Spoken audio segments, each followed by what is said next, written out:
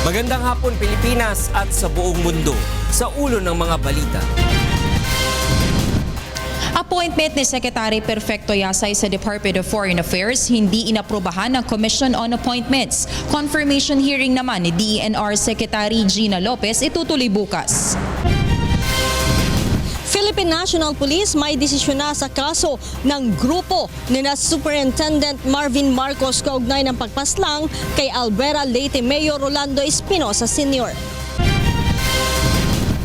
Apat na pulis patay matapos tambangan sa Bansalan, Davao del Sur. Mga miyembro ng NPA na umano'y nasa likod ng ambush, tinutugis na ng mga otoridad. Mahigit 40% ng mga Pilipino naniniwalang nabibigyan ng tamang pagtrato ang mga kababaihan sa bansa ayon sa Pulse Asia Survey. Pananatili ng gender equality, tiniyak ni Panda Coach Tourist Bus Company nanawagan sa LTFRB na bawiin na ang ipinataw na suspensyon sa kanilang operasyon matapos ang aksidente sa Tanay Rizal.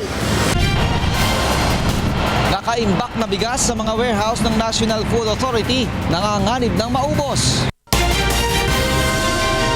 Una sa ating mga balita ngayong hapon, kailangan nang magtalaga ni Pangulong Rodrigo Roa Duterte ng bagong kalihim ng Department of Foreign Affairs o DFA matapos na hindi pumasa si Atty. Perfecto Yasay sa Commission on Appointments o CA. Ito ang balita ni Joyce Balancho. Muling sumalang sa pagdinig ng Commission on Appointments si Foreign Affairs Secretary Perfecto Yasay kanina kung saan naungkat na naman ang issue ng kanyang citizenship. Sa kabila ng mga naunang pagtanggi, hindi na naitago ng kalihim ang katotohanan na nagkaroon siya ng American passport at nabigyan ng US citizenship noon kaya wala na siyang nagawa kundi humingi na lang ng paumanhin kung nagkaroon man anya ng kalituhan sa kanyang citizenship status. Aniya, wala talaga siyang intensyon na linlangin ang CA at muli itong iginiit na isa siyang Filipino citizen. Why can the Honorable Secretary not admit the truth that he was an American citizen when in fact he admitted it to his guesting in a TV station? I did not lie. I may not have fully disclosed what was required in my answering this question, but this is really normal in a process like this. When you're asked before an august body like this, questions like the one that had been asked of me, you get nervous. You somehow come up with answers that you do not intend. And I apologize for that. Matapos ang mainit na diskusyon, nagdesisyon ng komisyon na mag-executive session at saka ni-refer na lang sa plenaryo ng CA kung aaprubahan o ire-reject ang appointment ni Secretary Yasay. Matapos ang ilang oras, lumabas na ang naging resulta ng botohan ng Committee on Foreign Affairs sa pamumuno ni Senator Panfilo Lacson kung saan lahat ng 15 miyembro nito ay sumang-ayon na i-reject si Yasay. After careful deliberations of the foregoing circumstances and upon a unanimous vote of 15 of its members present in a caucus held this morning, this representation as chairman of the Committee on Foreign Affairs hereby moves to reject the ad interim appointment of Attorney Perfecto Rivas Yasay Jr. as Secretary of Foreign Affairs. Any objection? Hearing none, the motion is approved. Paliwanag ni Lacson, ang desisyon ng CA ay bunsod ng pagsisinungaling ni Yasay sa komisyon. It only shows that the Commission on Appointments will not be a rubber stamp of the Executive Department. We all know how close Attorney Yasay is to the President, and it did not deter the Commission from acting independently. Hindi man pumasa si Yasay, inaprubahan naman ng CA ang appointment ng 7 Foreign Service Officers ng DFA. Samantala, sumalang na rin sa confirmation hearing sa Environment and Natural Resources Secretary Gina Lopez kung saan hinarap niya ang mga tumututol sa kanyang pagtatalaga. Ayon sa mga opositor, may conflict of interest ang pagiging kalihim ng DNR ni Lopez dahil sa pagkakaroon din umano ng ilang miyembro ng kanyang pamilya ng mining companies. Kinwestiyon rin ng mga miyembro ng CA ang naging basihan nito sa pagsuspindi niya ng 75 mining contracts dahil anya sa epekto nito sa watershed sa mga lugar. Sa ilalim anya na batas, tanging sa mga proclaimed critical watersheds lamang ipinagbabawal ang pagmimina. Ngunit nanindigan si Lopez na bagaman hindi niya kabisado ang teknikalidad sa batas, sakop pa rin anya ng kanyang mandato ang pagsususpindi sa mga ito. You get someone with integrity and with a passion to help the country, and my experience is development. So what do you prefer? Someone that knows all the laws or someone that's been able to make a difference and eradicate poverty? Yeah. I've been able to eradicate poverty in some areas. Now, what's more important? That I know all the books? Dahil dalawa lang sa 23 oppositors ang napakinggan sa pagdinig ng Commission on Appointments kanina, muling pagpapatuloy bukas ng CA ang kanilang deliberasyon sa confirmation ni DNR Secretary Gina Lopez. Joyce Balancio, UNTV News and Rescue, Senate of the Philippines. Ipinagpaliban muna ng House leadership ang plano para sa agarang pagpapalit ng committee chairmanship ng mga miyembro ng House Majority Coalition na hindi bumoto pabor sa death penalty reimposition bill. Ayon kay House Speaker Pantaleon Alvarez, tiyak na ang pagsasagawa nila ng balasahan, ngunit ipapaubayan niya ito sa Majority Floor Leader na si Rudy Fariñas. Nakipag-usap ako sa kanya na ako na lang ang mag-hunt. Ako majority leader, di ba? So si minority leader, bahala din siya sa minority. Ayon, isa sa posibleng matanggalan ng committee chairmanship ay si dating Pangulo at ngayon ay Pampanga Representative Gloria Macapagal Arroyo bilang Deputy Speaker at ilang miyembro ng Makabayan Bloc at Liberal Party members. Sa ibang balita, naniniwala ang Philippine Commission on Women na panahon na upang amyendahan ng batas laban sa panggagahasa bilang proteksyon na rin sa mga kababaihang Pilipino. Ito ang balita ni Rosalie Cos. 28 kababaihan ang nagagahasa araw-araw ayon sa tala ng Philippine Statistics Authority. Batay ito sa ulat ng Philippine National Police noong 2015 kung saan umakyat sa higit 10,000 ang kaso ng rape mula sa 4,700 cases noong 2012. Bunsod nito, nais paamyendahan ng Philippine Commission on Women ang anti-rape law kung saan hindi na kailangan pang maisagawa ang aktwal na krimen upang masabi ng isang biktima na siya ay ginahasa. Kasi we've seen a lot of cases of date rape where the rapists have been acquitted. So ang definition dapat pag nagsabi ang babaeng no yun. At hindi na kailangan hanapin na tumakbo siya o napunit siya or may dugo, ganyan, yung struggle. No? Because usually when that happens, the women just freeze and just don't know what to do. So that should be the center of rape. Bukod dito, nais din nilang hilingin sa Kongreso na patawan ng mas mabigat na parusa sa mga mang-aabuso sa mga babaeng menor de edad. The rapist gets higher penalties if he rapes a 12-year-old. Okay. Now, if he rapes a 15-year-old, he should be also getting a higher penalty because below 16 is still a child. So we want to raise the age of discernment, bale. That's following. It follows the age of discernment. Samantala, wala pang pinal na desisyon ng grupo kung susuportahan ng plano ng Kamara na isama ang kasong rape sa mga papatawan ng parusang bitay oras na maaprubahan ang death penalty reimposition bill. But as of now, among the women's groups, there are still those that the best punishment would be reclusion perpetua. So forever the person that committed rape will suffer instead of immediately snapping back. Rosalie Cos, UNTV News and Rescue, Malacanang.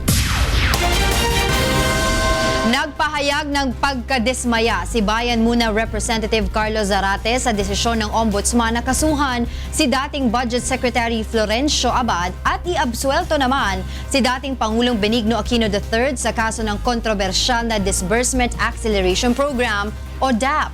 Ito ang balita ni Monokso. Hindi kinatuwa ni Bayan Muna Representative Carlos Zarate ang naging desisyon ng Ombudsman kaugnay ng 72 billion peso Disbursement Acceleration Program o DAP case.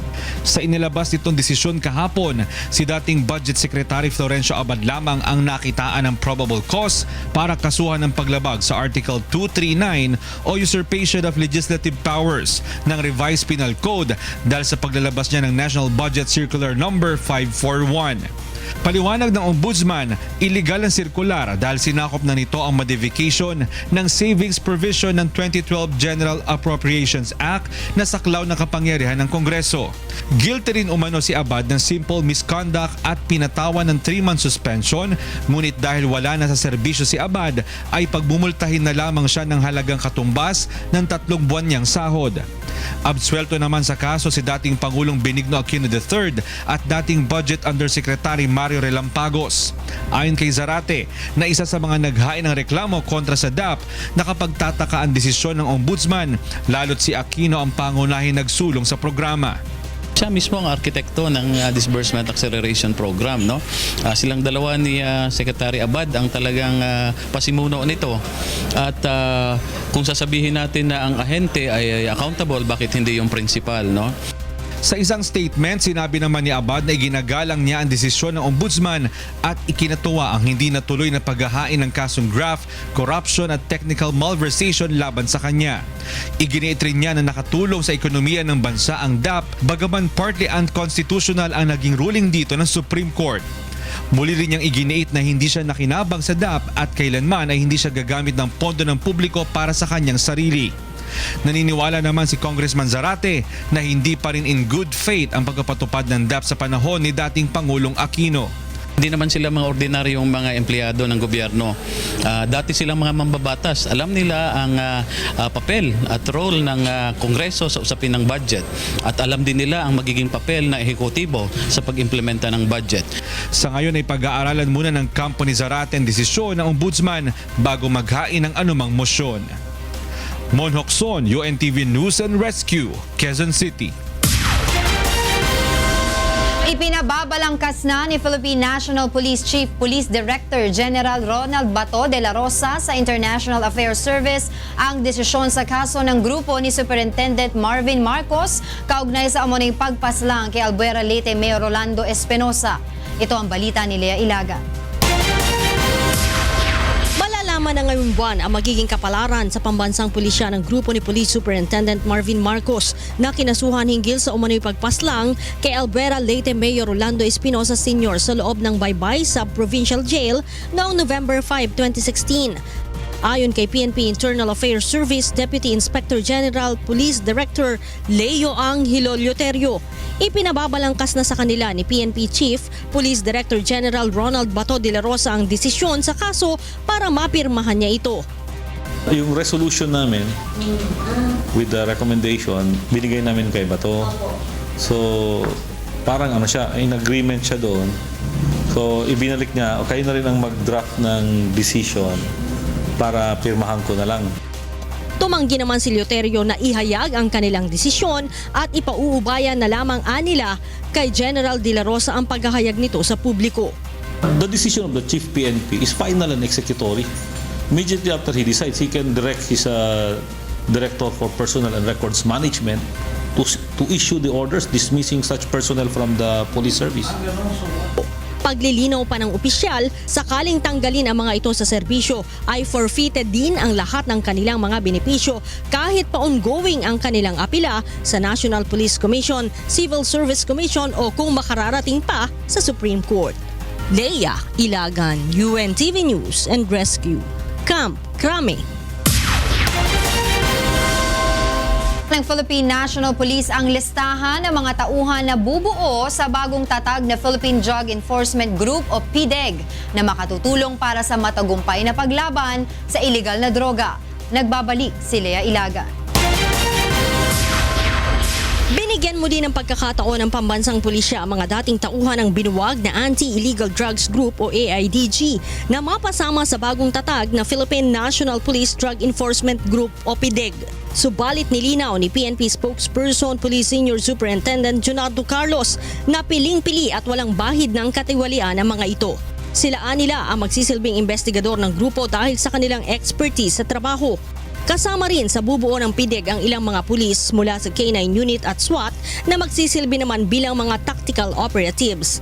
Mayroon ding magsasagawa ng counterintelligence para naman malaman kung lehitimo ang mga sumbong o impormasyon na iminibigay sa kanila. Mayroon pong skeletal force or personnel that will be joining Senior Superintendent Mijares Right now, yun po yung ginagawa po nila. So they can immediately organize themselves, have the necessary logistical requirements and the office space where they will be staying. And then kung po pwede, maka-start sila doon sa mga targets nila. Sa ngayon, aniya, nasa stage pa lamang ng pagkumpleto at pagsasala sa mga tauhan ang PIDEG sa tulong na rin ng Oversight Committee na binubuo naman ng Command Group at concerned directorial staff. The names will be submitted to the Oversight Committee at doon po talaga titingnan. So hopefully and I'm very positive that we will have personnel that were there working for the anti-drug campaign and talaga pong dedicated at very professional. We will have those officers po in the PIDEG. Nilinaw pa ni Carlos na ang PIDEG ang tututok sa mga high-value target at kasama pa rin sa mandato ng grupo ang pagkakaroon ng koordinasyon sa Philippine Drug Enforcement Agency sa tuwing magsasagawa ng mga operasyon. At tulad ng dati, welcome pa rin ang media, opisyal ng barangay o representative mula sa korte na sumama sa bawat operasyon upang magsilbing witness. Subalit dapat natiyakin aniya ang kaligtasan ng mga ito. Leia Ilagan, UNTV News and Rescue, Camp Crame. 4 na pulis ang nasawi matapos tambangan sa Bansalan, Davao del Sur kaninang umaga.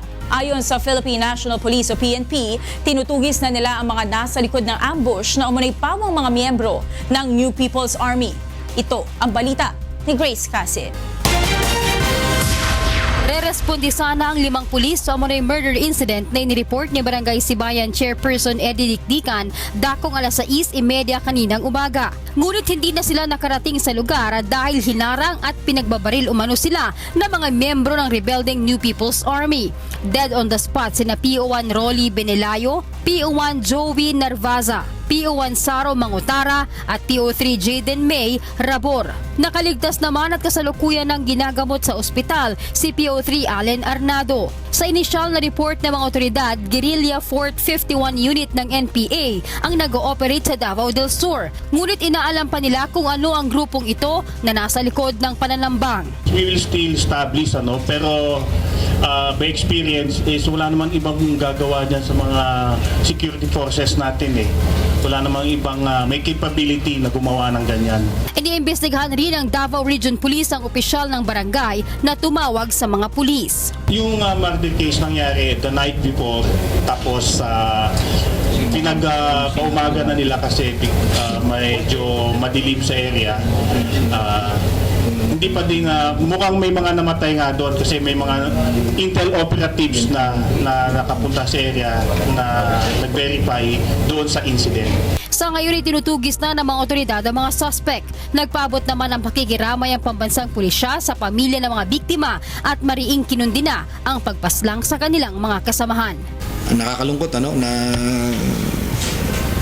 bakit kailangan pang ambusin nitong mga to. Grace Casin, UNTV News and Rescue, Camp Crame. Nanawagan naman sa rebelding New People's Army ang isang ginang na ibalik na ang kanyang menor de edad na anak na umunoy dinukot sa Mati, Davao Oriental noong Enero. Ito ang balita ni Victor Cosare. Maluoy lang po doon tamo sa kuwaw sa kong anak. Dili pa magbinadiha po hindi sa inyo ang ibarugan. Pahit kayo sa kinahan ba? Iuli lang sa kuha ang bata, wako'y problema.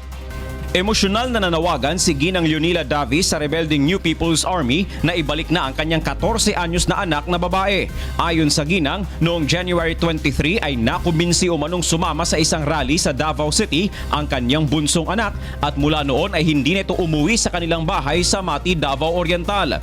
Subalit nitong Pebrero, tinangka umanong tumakas ng batang Davis kasama ang isang 17 anyos na babaeng na-recruit din umano ng NPA habang naipit sila sa isang engkwentro.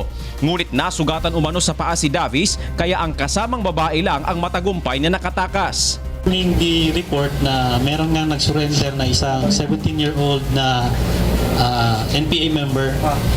Tago na lang natin sa pangalan na Jenny. So, upon interview, she told us na meron nga siyang kasama yung anak na ni nanay.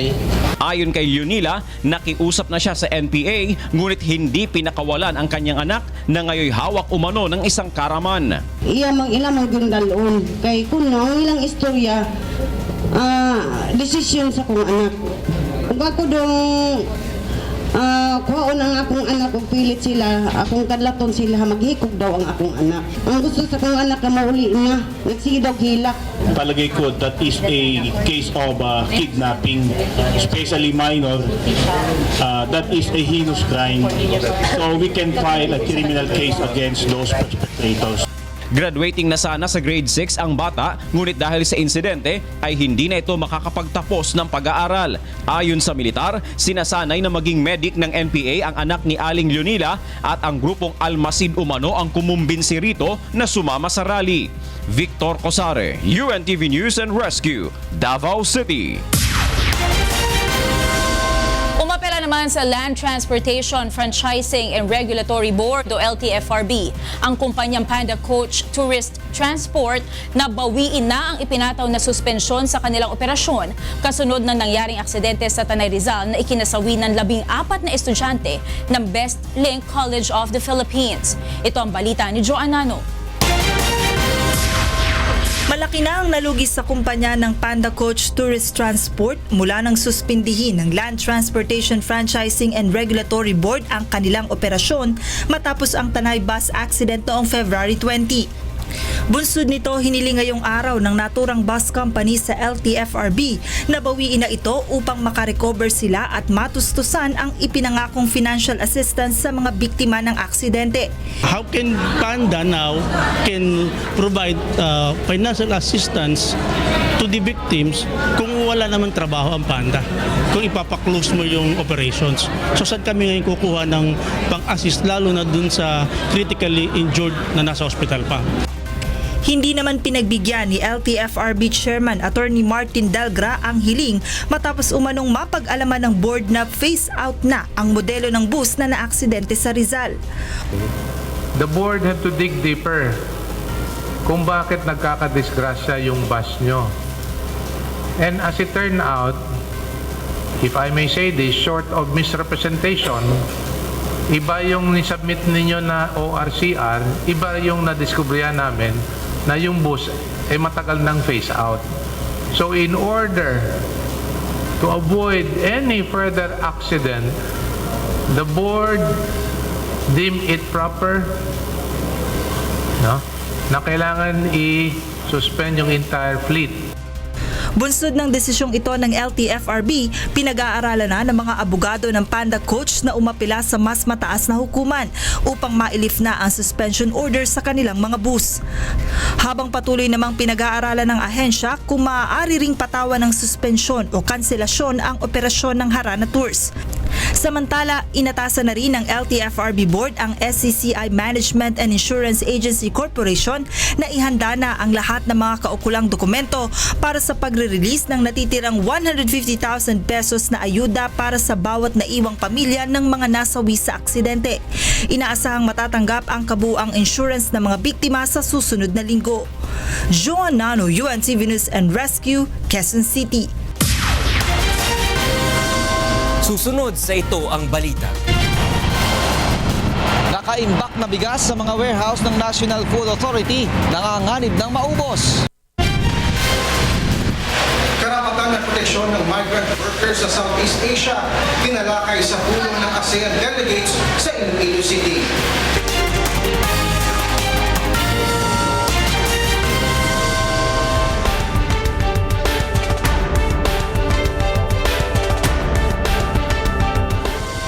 Nababahala ng National Food Authority o NFA sa patuloy na pagbaba ng buffer stocks o imbak na bigas sa kanilang warehouse dahil sa problema sa proseso ng rice importation. Ito ang balita ni Ray Pelayo. Nangangamba ang National Food Authority o NFA sa posibilidad na kulangin ang supply ng bigas sa bansa dahil sa pagbaba ng buffer stock o imbak na bigas sa kanilang warehouses. Ayon kay NFA Administrator Jason Laureano Aquino, kung isasama ang mga nasa bahay at commercial areas ay sapat pa naman ang supply ng bigas sa bansa na aabot sa 2.617 million metric tons. Ngunit kung ang pag-uusapan ay ang kanilang imbak, hindi sila sigurado rito, lalo pat 13 araw na lamang ang natitira sa halip na pang-15 araw na karaniwan nilang hawak. Hindi naman sila makabili sa mga lokal na magsasaka dahil mas mahal ang bili ng mga dealer. Ang buying price natin 700 pesos lang. Sa labas, aabot na 19, 20, 22, even 23. So hindi talaga nagbebenta sana. Sa ngayon ay wala pa ring umanong go signal ang NFA Council para iproseso ang hiling nilang mag-angkat ng 250,000 metric tons ng bigas na bahagi ng 500,000 metric tons na naaprubahan pa noong nakaraang taon. Pag tinamaan tayo ng bagyo and other calamities, baka wala na kaming may suporta o may bigay sa DSWD, sa NDRMC, and the local governments. Ayon naman sa NFA Council, wala silang natanggap na rekomendasyon ng importasyon mula sa National Food Security Council, ang konseho na binubuo ng mga kinatawan ng iba't ibang ahensya ng pamahalaan ang nagbibigay permiso sa importasyon ng bigas sa bansa. Pinaiimbestigahan rin ng konseho ang mga opisyal ng NFA dahil sa pagtutol sa February 27 resolution na nagpapalawig sa pag-aangkat ng bigas sa ilalim ng Minimum Access Volume o MAV hanggang sa March 31 mula sa dating deadline na February 28. Ang MAV ay commitment ng Pilipinas sa World Trade Organization na nagbibigay pahintulot na mag-import ng bigas ang mga farmer cooperatives at private businessmen. Layo ng resolusyon na bigyan daan ng importasyon sa balanse sa MAV importation na mahigit sa 250,000 metric tons ng bigas. Subalit ayon sa NFA, hindi maaaring magkaroon ng private importation dahil sasabay ito sa anihan ng mga lokal na magsasaka. Ayon naman sa Federation of Free Farmers Cooperative Incorporation, kung kulang ang bigas, siguro mangyayari ho yan sa June, July, August. Doon natin papasukin. No? Pero wag ngayon na umaano yung magsasaka. Nakarating na rin kay Pangulong Rodrigo Duterte ang tila di pagkakasundo ng NFA Council at NFA. Ray Pelayo, UNTV News and Rescue, Quezon City. Pamamahagi na ng Overseas Workers Welfare Administration o OWA ang mahigit sa 11 milyong pisong ayuda para sa mga pamilya ng overseas Filipino workers na naapektuhan ng lindol sa Surigao. Ito ang balita ni Aga Kaakbay. Matatanggap na ng pamilya ng mga overseas Filipino workers na nabiktima ng lindol sa Surigao City noong Pebrero ang tulong pinansyal mula sa Overseas Workers Welfare Administration, katuwang ang Department of Labor and Employment. Ito ang pahayag ni Labor Secretary Silvestre Bello III sa pagdiriwang ng Women's Month ng OWA at pagbibigay parangal sa mga natatanging kababaihan na mula sa 17 regional welfare offices. Thank you for this opportunity para maparating natin sa ating mga kaibigan dyan sa Caraga Region na merong available assistance from OWA doon sa mga tinamaan ng kalamidad na earthquake noong nakaraang buwan yata yun. So kung meron kayo po ay mga OFWs o kaya dependents ng mga OFWs, bibigyan po namin kayo ng financial assistance at saka yung mga livelihood projects. Sa bisa ng Board Resolution Number 006 Series of 2017, pagkakalooban ng 3,000 pesos ang bawat pamilyang aktibong OWA member at 1,500 pesos naman para sa hindi aktibo.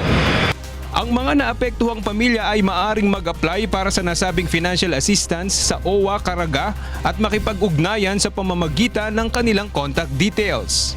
Aga Kaakbay, UNTV News and Rescue, Pasay City. Magkakaloob ng libreng livelihood training program ang Metropolitan Manila Development Authority sa mga empleyado nito, maging sa kanilang mga kaanak bilang tulong upang madagdagan ang kanilang kita. Ito ang balita ni Leslie Longbowen. Hindi lingid sa kaalaman ng marami na hindi ganun kalaki ang sweldo ng mga nagtatrabaho sa Metropolitan Manila Development Authority, kaya nag-isip ng paraan ng pamunuan nito kung paano makatutulong sa kanilang mga tauhan at kanilang mga kaanak.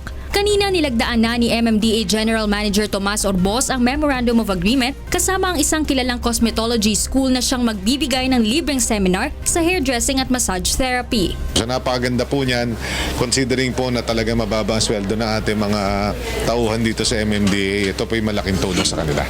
Isa si Josephine Jonas sa mga nagpatala upang mag-avail ng libreng training na aniya ay posibleng makadagdag sa kanyang kita. Sahod mo hindi sapat sa'yo. Siyempre, pagka meron ka ng pagkakuhanan, di malaking bagay sa budget sa bahay mo yan tsaka sa pamilya mo. Tiniyak naman ng naturang cosmetology school na magkakaroon ng trabaho ang mga sasailalim sa programa. Magsisipag lang po sila, they will be earning more than minimum wage.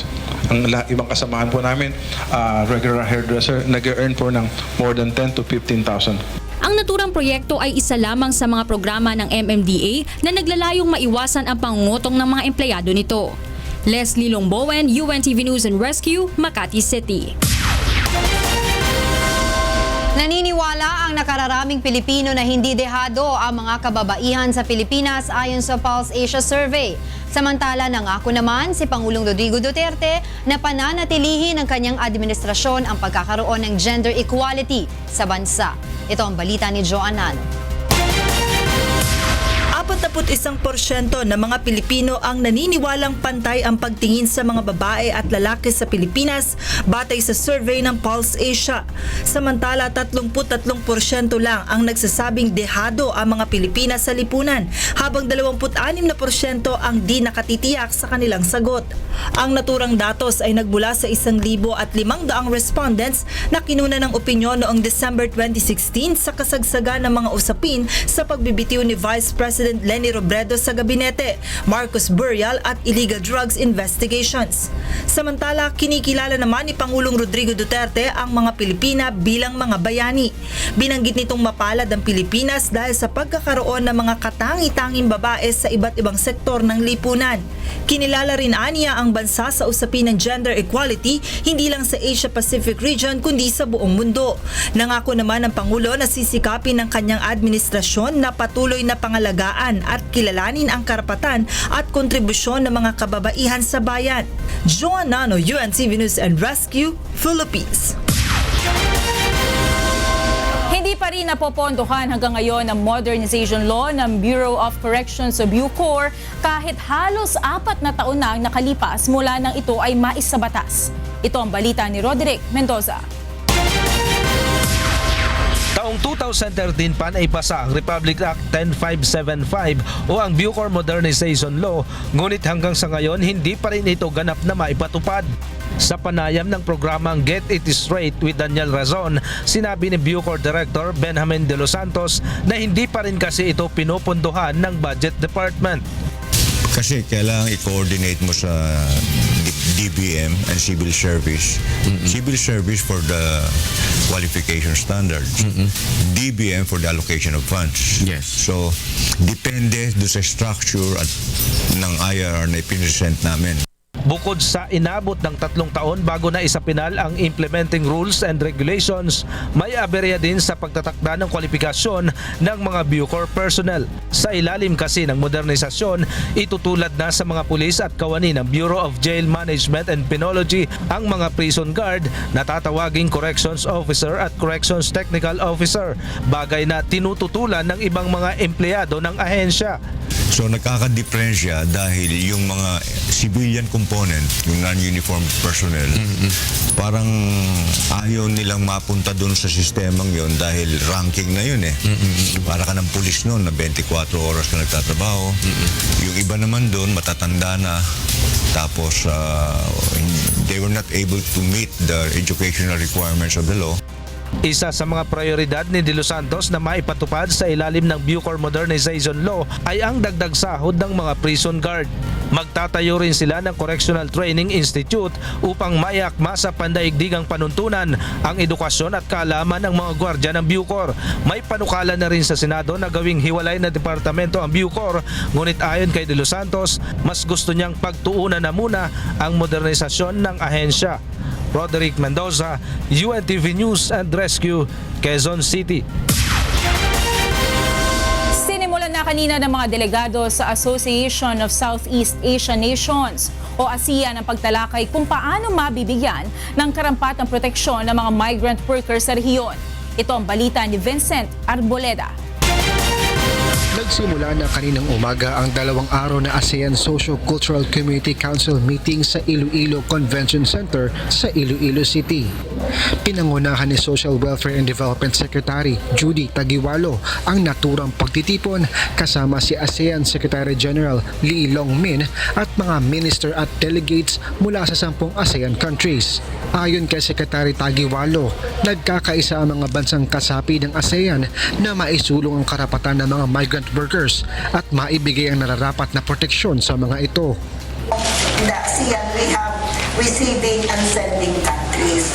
But I think everyone agrees on the necessity that our workers, whether in our countries or abroad, should be provided the protection that they need.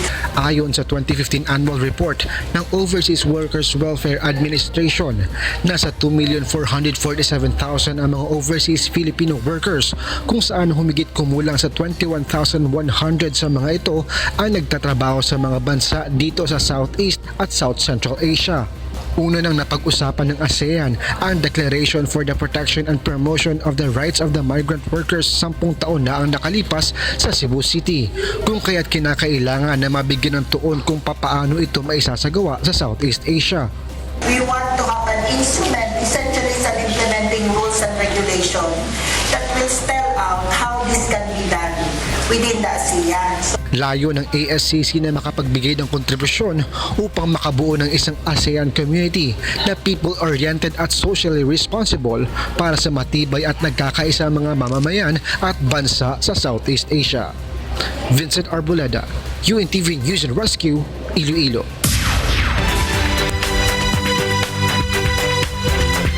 At karigay katamo balitang promdi. Di nalanlalam ng drug testing ding tourist guide king Tanay Rizal bang makasigurado na ligtas lading daratang at turista king lugar. Ining balita ng Jenica Cruz. Mahigit 50 tour guide ang dumaan sa mandatory drug test sa Barangay Layban, Tanay Rizal noong Lunes. Ayon kay Tanay Municipal Anti-Drug Abuse Council Chairman Diosdado Bakiran, ito ay bilang pakikisa nila sa Masamasid program ng pamahalaan at matiyak na drug-free ang mga tourist spot sa bayan. Base doon sa memo ng Tanay Tourism Office na ang mga tour guides ng Tanay ay mag-undergo din ng verification of substance abuse para maging capable yung aming mga tour guides doon sa pag-assist ng mga turista doon sa mga tourist destination ng bayan ng Tanay. Ayon kay Bakiran, hindi na nila papayagan na magtrabaho bilang tourist guide ang sino mang hindi susunod sa kautosang ito. Sang-ayon naman ang mga tour guide sa hakbang na ito ng lokal na pamahalaan. Bilang tour guide, kailangan ma-examine kung talagang physically fit ka bang maging tour guide para maging safe din, kumbaga maging kampante din yung mga guests na darating. Sinabi naman ng pinuno ng barangay na kailangan nilang pangalagaan at protektahan ang kanilang tourism industry na malaki ang naitutulong sa pagbibigay ng trabaho sa mga residente. Malaking bagay po at malaking tulong kasi naiwasan na po yung mga pag-uuling, yung mga pagpuputol ng mga puno at kumbaga po talagang natutok sila sa hanap buhay. Kabilang sa mga kilalang tourist spot na matatagpuan dito sa Tanay Rizal ay ang Daranac Falls, Masungi Geo-Reserve at Kalinawan Cave. Jenica Cruz, UNTV News and Rescue, Morong Rizal. Di nalalalaking lalam na ning combat training ding at yuking 5 dalang sundalo ng Philippine Army king Fort Ramon Magsaysay, Nueva Ecija. Ining balita ng Danny Munar. Nagsagawa ngayong araw ng combat training activities ang pamunuan ng 7th Infantry Division ng Philippine Army sa Fort Ramon Magsaysay sa Palayan City, Nueva Ecija. Ito ay bilang bahagi ng kanilang Battalion of Excellence Training ng 84th Infantry Battalion. Sa isinagawang pagsasanay, ipinakita ng mga sundalo ang kanilang kakayahan at kahusayan sa paggamit ng mga sandata, pagpaplano at pag-atake sa mga kalaban, paglangoy, pag-rescue ng mga bihag at paggamit ng mortar. Bagong training sila, yung unang-unang sasabak against against sa mga terrorist group na nasa community at AOR ng 7th Infantry Division.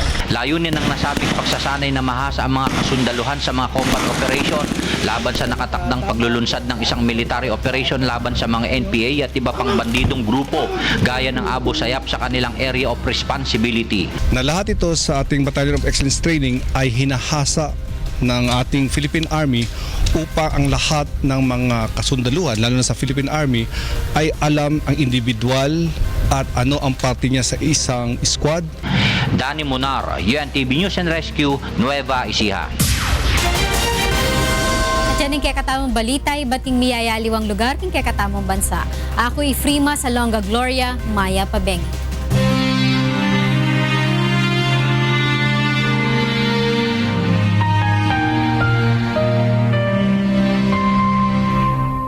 Dalawang 2,600 at 62 araw na po ang nakalipas mula na maganap ang malagim na Maguindanao Massacre. Ngunit hanggang ngayon ay naghahanap pa rin tayo ng katarungan sa mga biktima ng malagim na krimen. At sa tila madilim na hinaharap ng kaso, hindi po bibitiw ang UNTV sa labang ito hanggang makamit ang katarungan, hindi lamang para sa aming 4 na kasamahan, kundi sa lahat ng mga biktima ng karumal-dumal na pamamaslang. Susunod sa ito ang balita. NLEX Harbor Link and Connector Road Project. Target tapusin ng NLEX sa buwan ng Disyembre. 4 patay sa pagbangga ng isang bus sa tren sa Mississippi.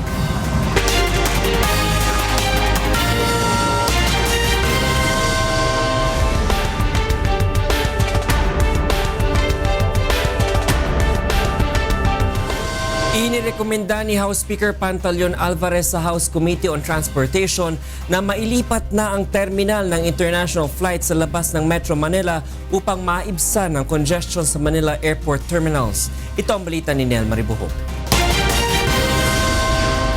Aminado ang Civil Aviation Authority of the Philippines at Manila International Airport Authority na patuloy na lumalaki ang volume ng international at domestic operations sa mga airport terminal ng Metro Manila, dahilan upang irekomenda nila ang pagtatayo ng mga bagong airport terminal. Yung airlines po natin, padami ng padami po yung flights nila, especially among the local carriers and the international carriers. They are applying. Sa laki ng volume ng domestic operations ng Cebu Pacific sa na nag-ooperate sa Terminal 3, kahit na ilipat natin sa Terminal 1, kahit na yung Terminal 1 gamitin nila, hindi pa rin kakasa, sir. Sa tala ng MIAA noong 2016, umabot na sa mahigit 20.5 million ang domestic passengers at halos 19 million naman ang international passengers. Ayon kay House Speaker Pantaleon Alvarez, kinakailangan na magamit ang ilang kalapit na airport ng Metro Manila tulad ng Sangli Airport sa Cavite at Clark Airport sa Pampanga at ilabas na rin sa NCR ang terminals ng flights abroad. Manila operations, mas maganda siguro kung bigyan mo ng importance yung domestic. Kasi pag lumipad ka ng probinsya, di ba? Mas gusto mo nandiyan na kagad. Sa ngayon, ayon sa CAAP, may 6 hanggang 7 international carrier na ang nasa Clark Airport at patuloy pa ang kanilang pakikipag-usap sa ibang airlines company. Pinag-aaralan na rin ng Department of Transportation ang panukalang gawing international hub ang Sangli Airport. Nel Maribuho, UNTV News and Rescue, House of Representatives.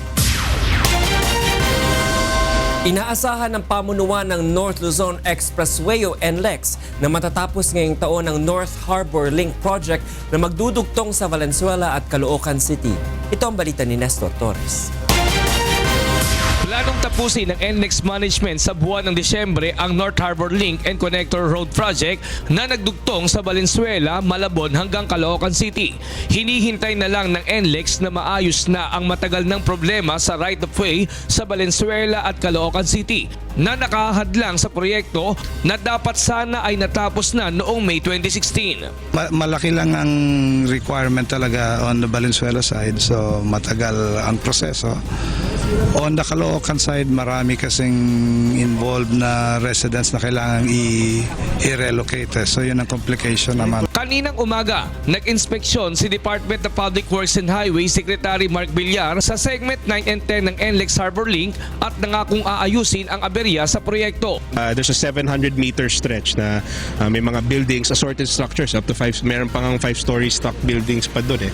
Pero kaya naman, we have, may gagawa na kami ng task force para pwedeng mabigyan ng emphasis itong project na to. Dagdag pa ni Secretary Villar, malaking tulong ang nasabing expressway sa mga motorista, lalo na sa mga truck vehicle upang masolusyonan ang traffic congestion sa EDSA. Design naman to para sa mga trucks galing sa ports. Matibay naman siya. Kasi yung dadaan dito, yung mga galing sa port din eh. Kaya ito ay a bypass route. Itong kailangan para mabawasan yung vehicular traffic sa EDSA. Ang nasabing elevated North Harbor Link Expressway ay tinatayang may taas na 50 feet. Sa ngayon, nasa 55% pa lang ang natatapos sa nasabing proyekto na nagkakahalaga ng 10.5 billion pesos na target tapusin ng NLEX sa buwan ng Disyembre. Mula dito sa Bulacan, Nestor Torres, UNTV News and Rescue, Bulacan. Arestado ang 2 lalaki sa isinagawang Oplan Galugad sa Barangay Pinyahan, Quezon City. Ito ang balita ni Maki Libradilla.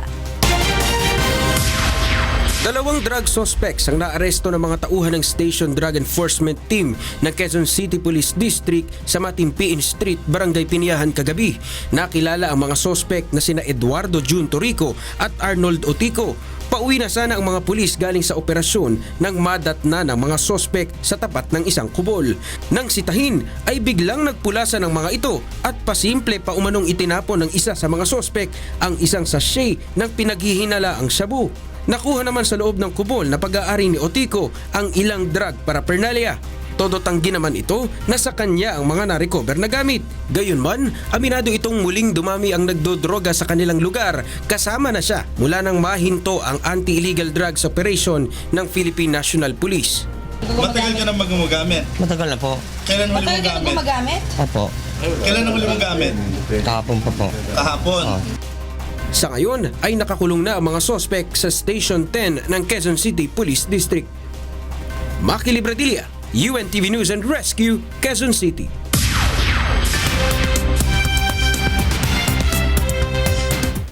And for the news abroad, a freight train slammed into a charter bus at a railroad crossing in Biloxi, Mississippi on Tuesday, killing 4 people on the bus and leaving dozens of others injured.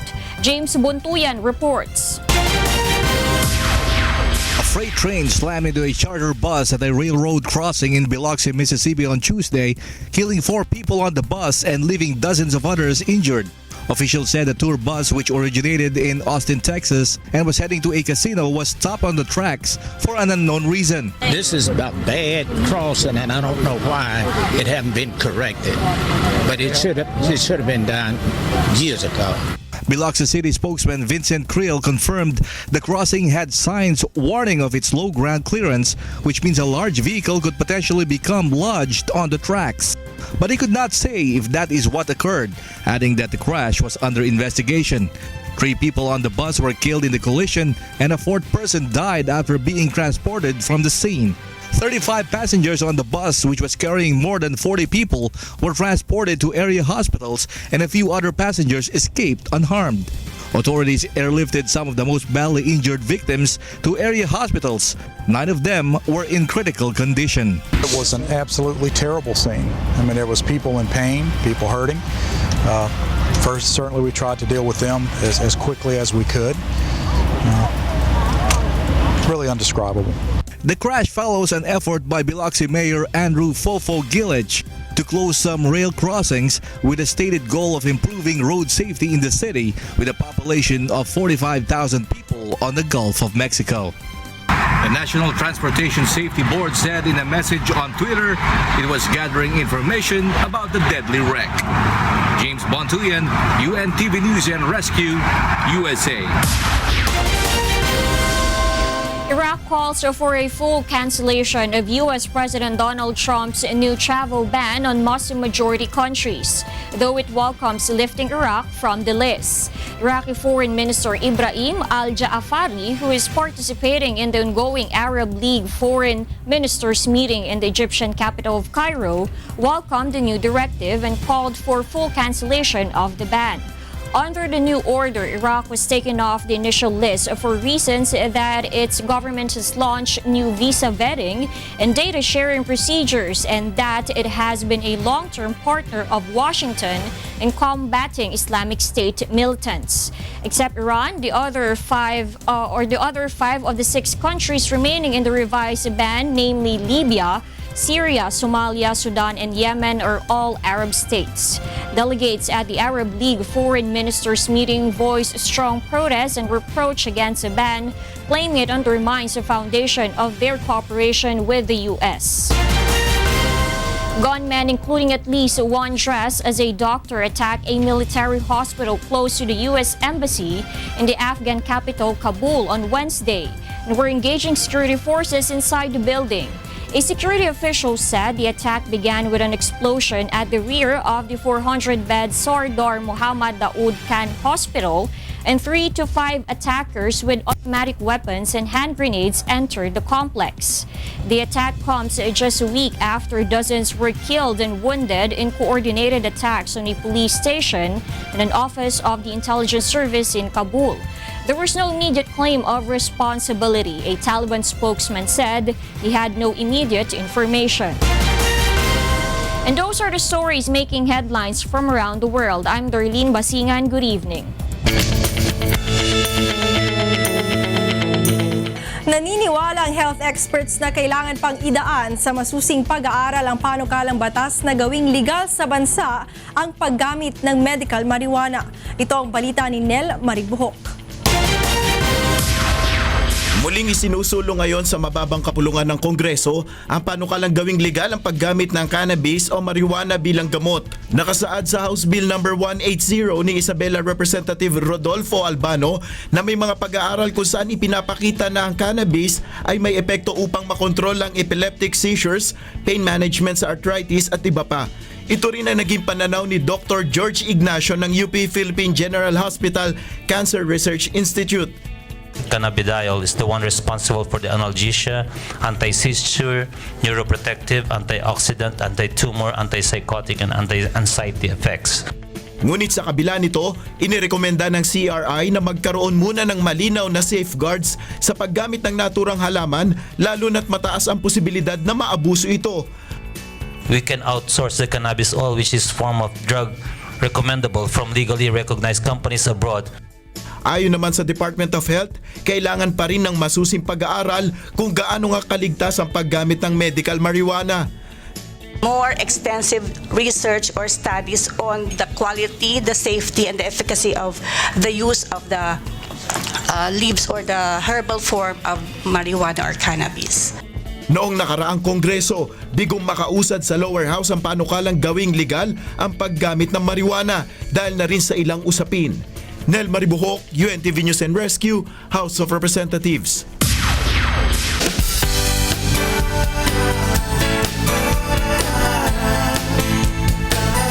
Mahigit 300 pulis at mamamahayag sa Calabarzon Region ang napaglingkuran ng medical mission ng UNCV at Members Church of God International sa Cap Vicente Lim sa Laguna.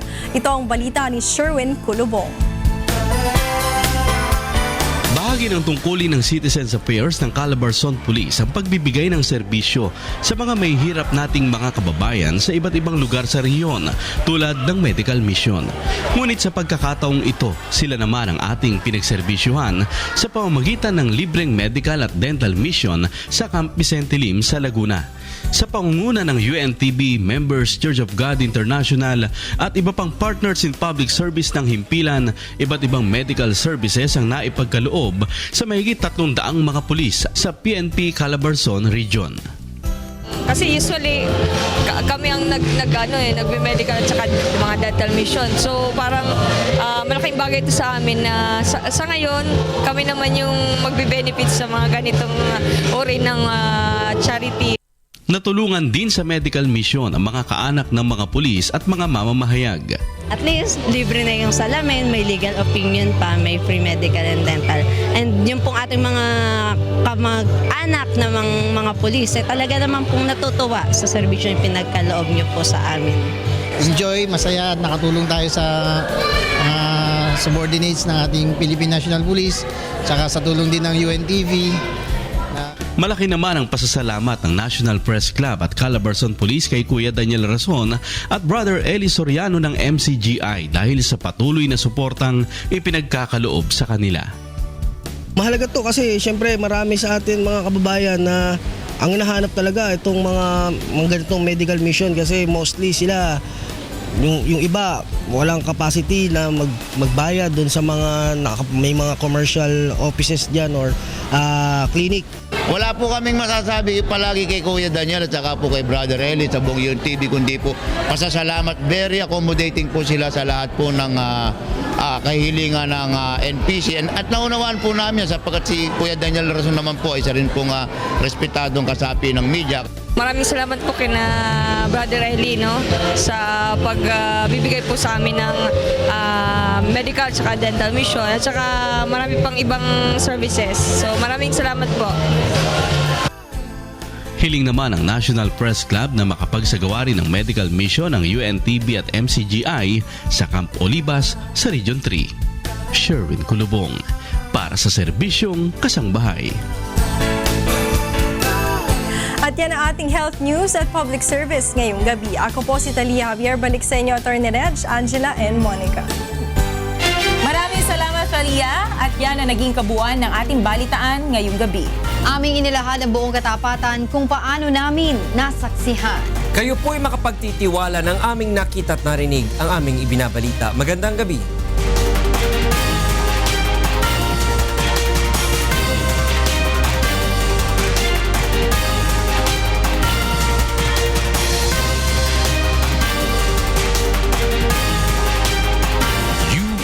UNTV, your public service channel.